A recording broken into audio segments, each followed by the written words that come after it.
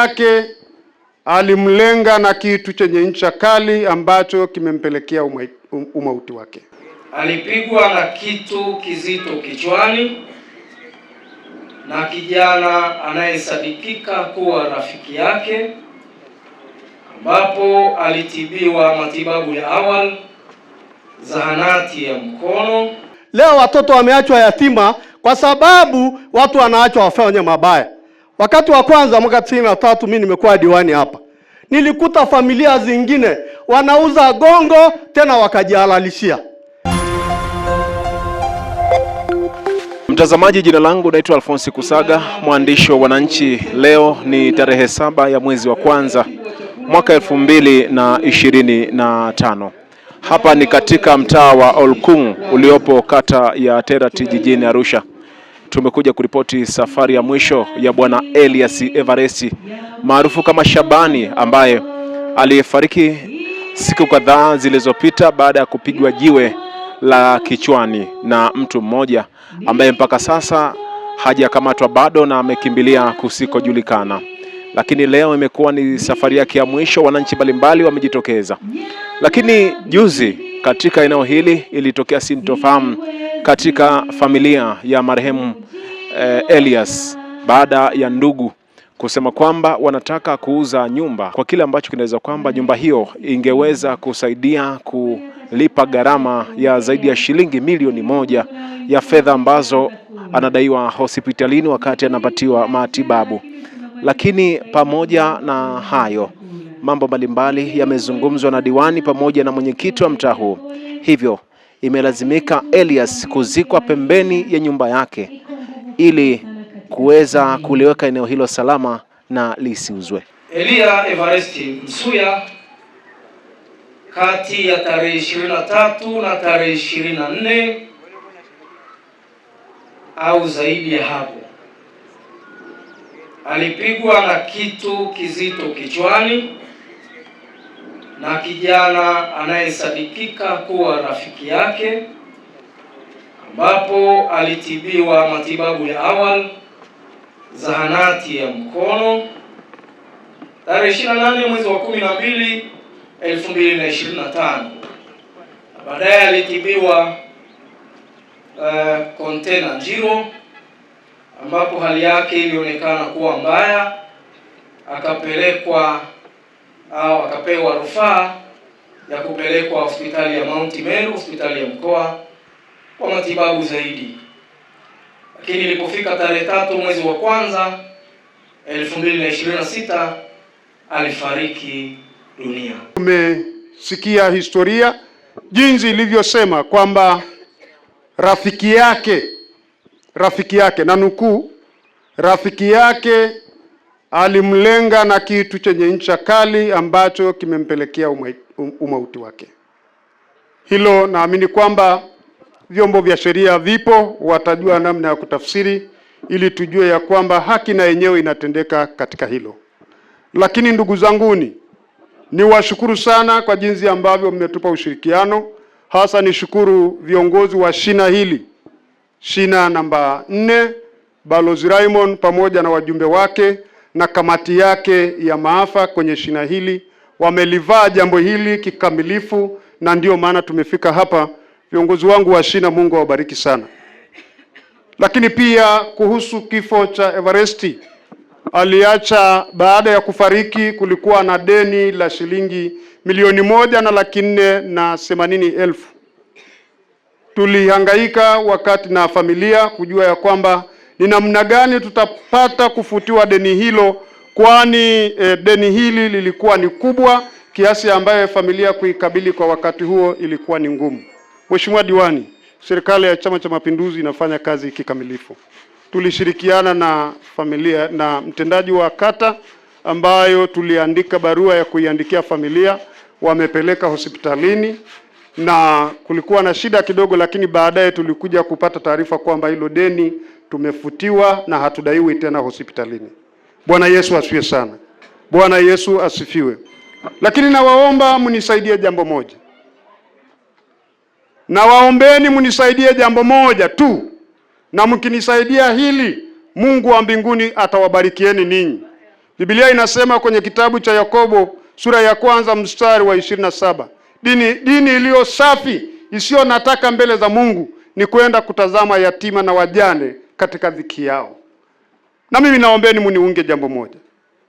Ndugu yangu Shabani, ambaye kwa jina maarufu tunamfahamu kama Shabani, lakini jina lake ni Elia, ameacha nyumba ambayo mjane amebaki, na inaonekana uwazi mvua ikinyesha sasa hivi watoto hawa watanyeshewa. Huyu fundi hayupo tena. Ninawaombeni ndugu zanguni, msiniachie nyumba hii. Naombeni munisaidie. Tununue bati 2-3 tuipaue pale. Na nyumba hii haina mlango. Kwa nini tuiache nyumba hii? Hebu tutende mema tu. Naombeni chombo cha sadaka, msiniachie nyumba hii. Sintaweza kupaua mwenyewe, sintaweza kujenga mwenyewe, na mtoto huyu ni mdogo, ndiye anakuja kuanza maisha hapa. Naomba kanisa munisamehe kwa hili, lakini niwaombe ndugu, jamaa na marafiki, kwa chochote mlicho nacho, naombeni munisaidie kuweka chombo hiki, chochote mtakachokiweka. Naomba niaseme maneno machache. Ndugu zangu wana TERAT na wengine mlioko, nimekuja kwenye msiba. Naomba vijana msikilize haya. Wote mtulie kimya mnisikilize. Waambie walioko kule nyuma watulie. Ndugu zangu, nimekuja kwa ajili ya kuja kuomboleza pamoja nanyi. Msiba sio wa mtu na huo kadi haitolewi. Nilipokuja wakati wachungaji wanaingia makaburini, nikasikia sauti ambayo imewafanya mpaka wachungaji wakatamka maneno magumu. Na haya yote yanasababishwa na chanzo cha kifo hiki. Nisameheni, maana mimi sio mwanasiasa anayeremba maneno. Mimi ni mwanasiasa ninayetenda kazi ya Mungu kwa haki. Nisingependa vijana, siku mnakuja makaburini, tafadhali mtu asinywe pombe. Kabisa kabisa. Haitakuwa vizuri sisi kwenda kwenye makaburi na kwenda kuzika tuje na polisi. Sitapenda. Na waomba sana. Unajua wakati mwingine watoto nao wanapaswa kutii. Mchungaji leo amesema maneno ambayo kama ninyi msipofikia mahali mkamrudia kumuomba aseme neno lingine, amenena neno gumu. Na sio yeye amenena, ni Roho wa Mungu ambaye anachukia maovu.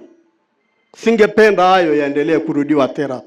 TERAT sio mahali pa watu kufanya maovu na sisi kutulia hata kidogo. Na hatuko tayari kutulia watu wafanye mabaya hapa tukiwa viongozi. Siko tayari.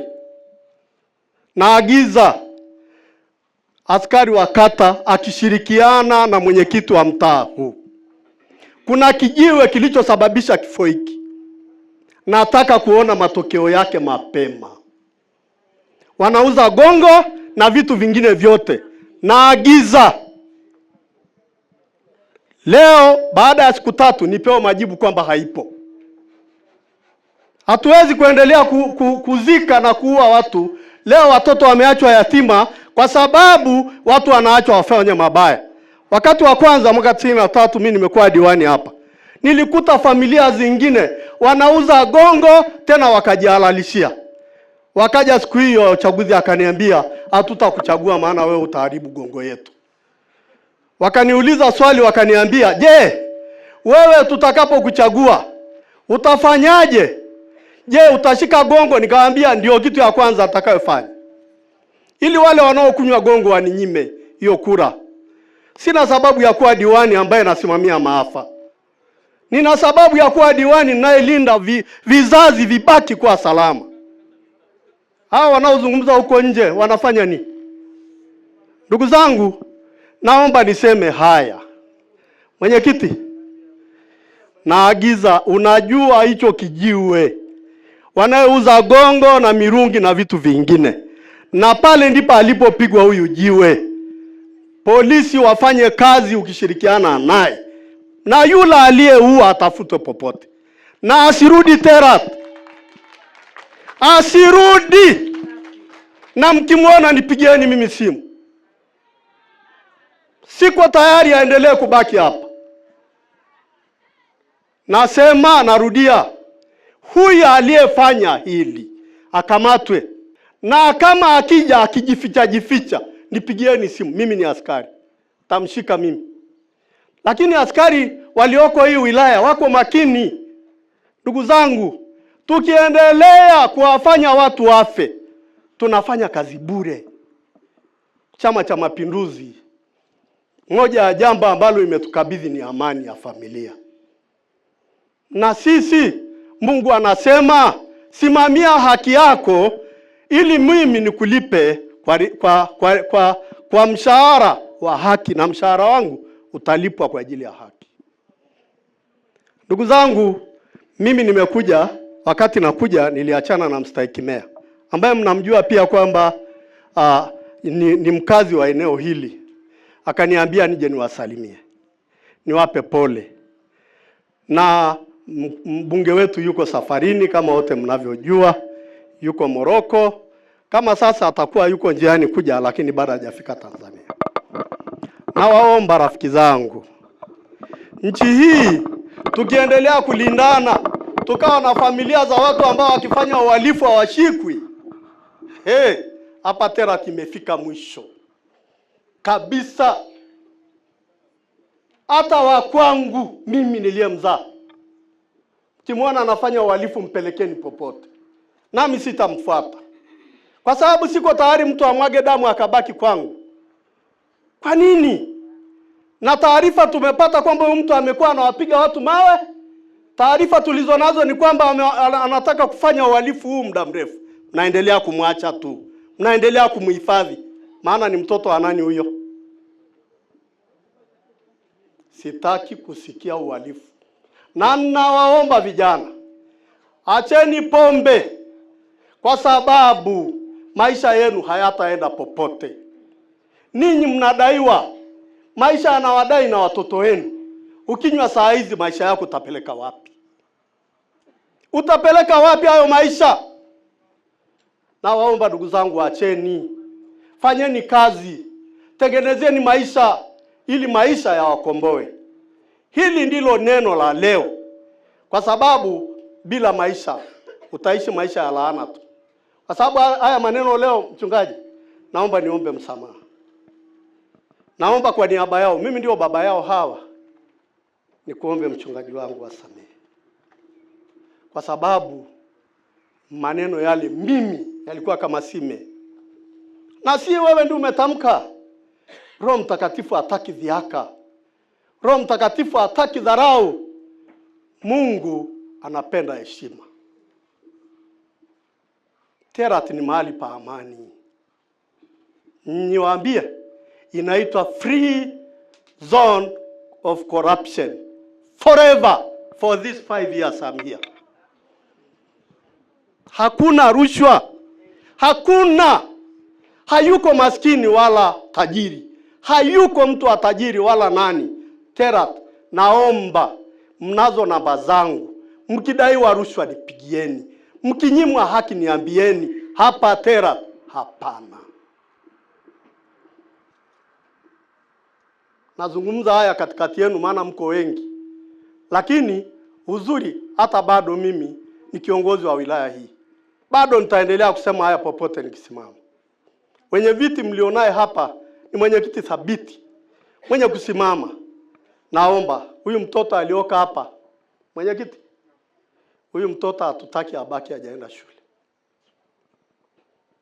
Tambeba, tutamfunika, popote alipo sisi tupo.